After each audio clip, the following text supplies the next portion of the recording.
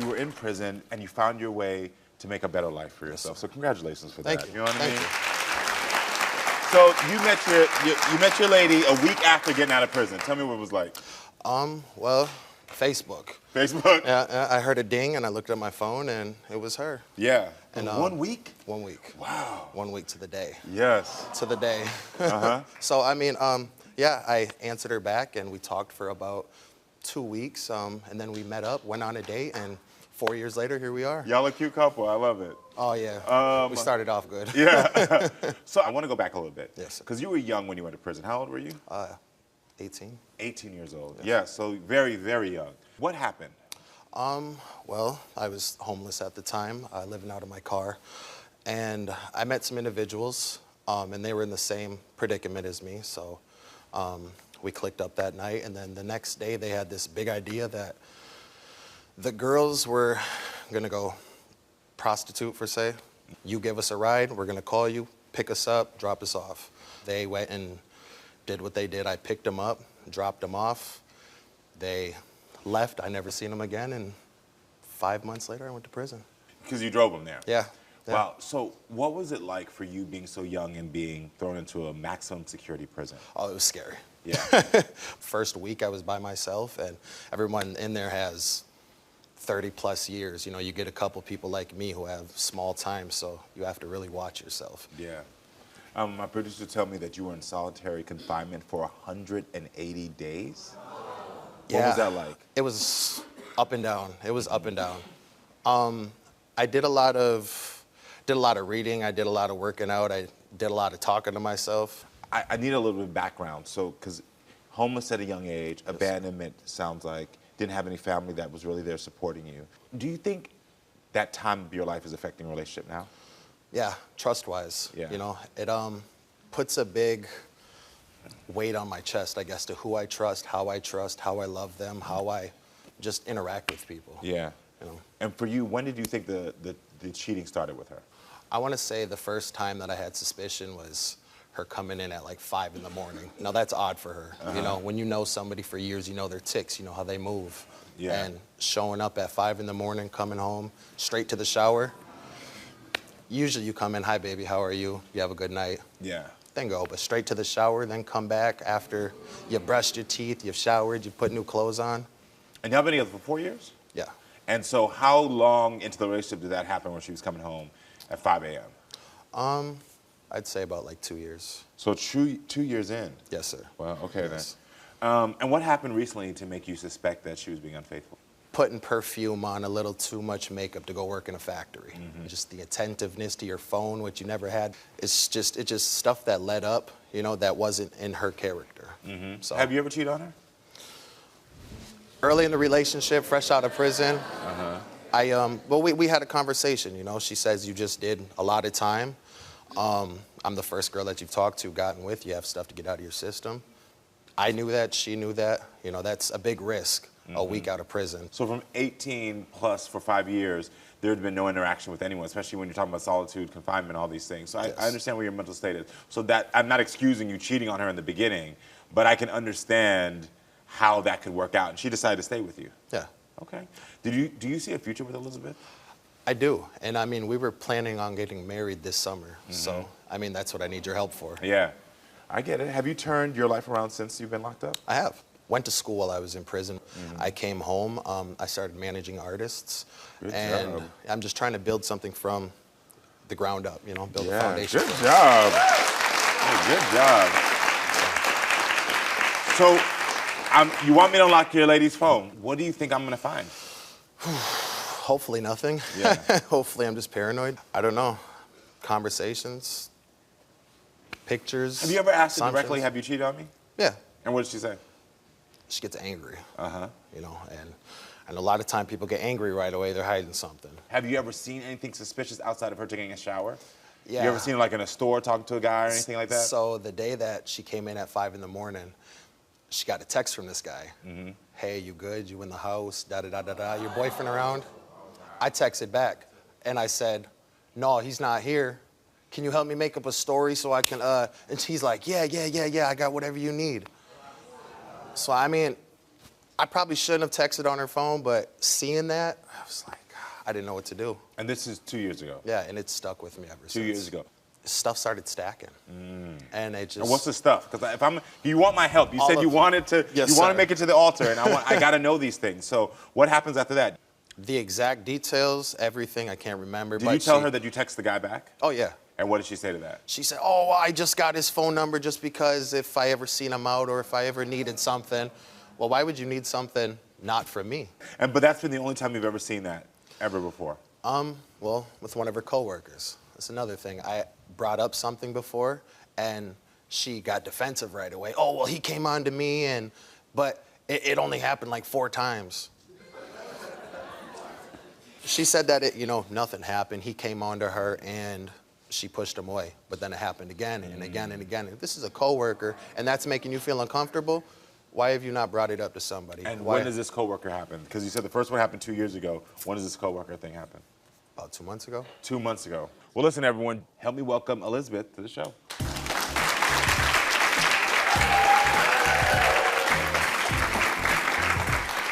Hi, Elizabeth. How are you doing? Good, how are you? Good. So I have to ask you point blank, have you been cheating on Jordan? Of course I haven't been cheating on you, and you know that I haven't been cheating on you. I don't know that you haven't been cheating Okay, on me. well, we've been together for how long? You're talking about something that happened 4 years ago. You still don't believe me. Like, how do you think that I feel after almost 4 years together, and you still don't believe me? You still think I'm lying. I didn't take a shower that night. I came home and I changed my clothes like I do every other time when I come home. That's not what happened. Well, this is my question for you, because you said that it was 4 years ago that this incident happened with this man. He said it's 2 years ago. It was at the beginning of our relationship. It We've was like- been together for, it was, okay, maybe Like a year and some less, change. It was less than a year into our relationship. How far after he admitted that he had cheated, or he told you that he cheated, this situation happened? Couple months. So Elizabeth, you met him a week after he got out of prison. Yes. For you, was there no concerns that you had? Oh, of course there was concerns. Yeah. You know, I knew he had been in prison for as long as he had been in there for, you know. So I want to know, what was the concerns, though, that you had? Because I can only think about the concerns that I would have if I was about to date someone who just got out of prison. Well, my concerns were that, you know, he's been by himself. He's been locked up for this long, you know. Yeah. And which is what brings us back. He's saying that he cheated on me. Well, that happened right at the beginning of a relationship, and the reason that I basically forgave him was, okay, he's been in prison for this long. I understand he went out. He's not used to getting drunk, and he's not used to females giving him attention. You understood. Right. Got it. Do you think that this time in prison is affecting your relationship today? I probably, you know, there's a lot of residual issues coming from that are still affecting us now. And what do you think those issues are? Trust issues. I don't want to say like abandonment, but abandonment would come from like the childhood, you know, things like that. So do you think that you two have a good relationship now? For the most part, yes. Okay. You know, we obviously have our issues. That's Yeah. why we're here, but Yeah. we get along. I mean, we always are having fun together. We can talk about pretty much anything. So the communication is strong, other than this trust issue that keeps popping up. It's There's- about as strong as we make it on that day. Sometimes I don't believe nothing she says. Sometimes she don't believe nothing I say. And then the next day, I love her like I would die if she died. We both, for the most part, take responsibility for. Okay. Do you think that Jordan is faithful to you? Now I do, yes. Do you feel like you have a future with him? Yes. You do. Yes, definitely. Yes. I hope we have a future. I do too.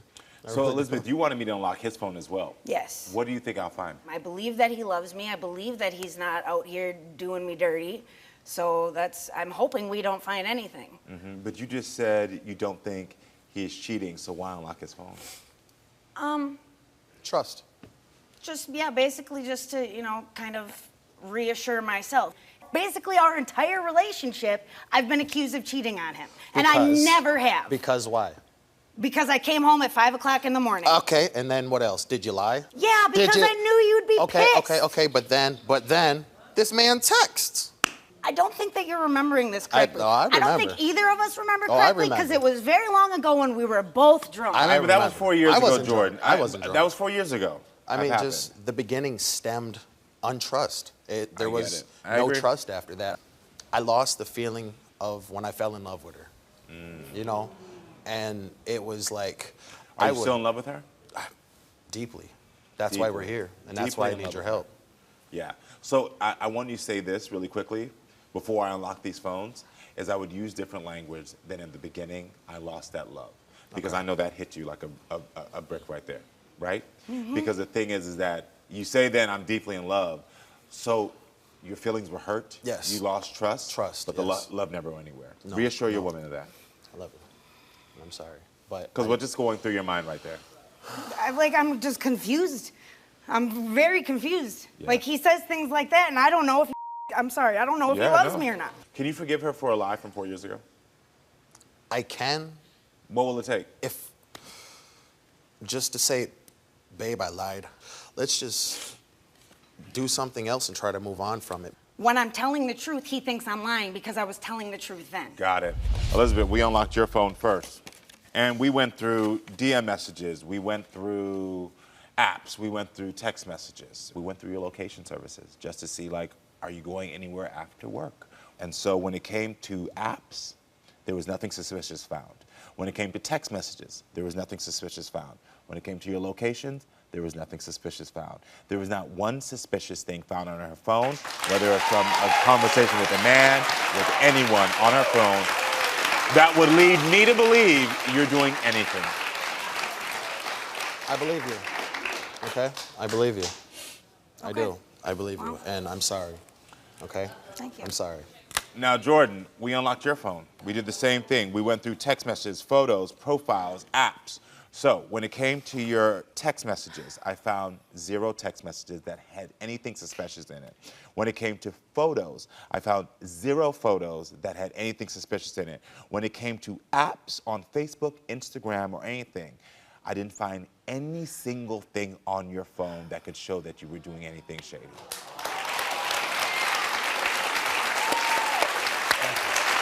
And let me tell y'all something.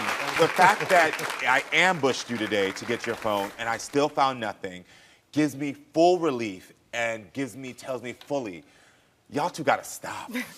Y'all two gotta stop. You make me feel so much better. Y'all gotta stop. Yeah, stop. Y'all gotta stop. So let's be very real here.